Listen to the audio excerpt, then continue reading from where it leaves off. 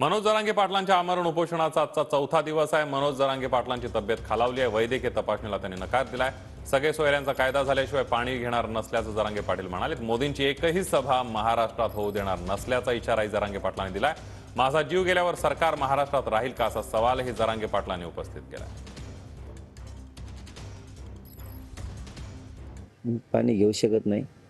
सगळ्या सोयऱ्यांचा अध्यादेशाची अंमलबजावणी झाल्याशिवाय मी पाणी घेऊ शकत नाही।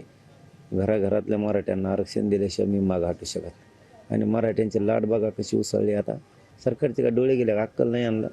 लहान नाही काय वागत येत राव। काय शिंदे साहेब तुम्ही फसवणूक करायला लागलात मराठ्यांची। देवेंद्र फडणवीस साहेब तुम्ही बी काय फसवणूक करायला लागला। त्या अजितदादाला वेळच नाही। ते तर त्या भुजबळाच वेळ देतोय। भुजबळ मोठा करायचा त्याला मराठ्याच्या पर मागं लागलाय तो।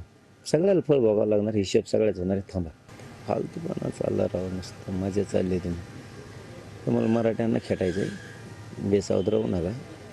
तुमच्या इथून पुढच्या महाराष्ट्रातल्या पंतप्रधानासुद्धा सभा होऊ देणार नाहीत आम्ही।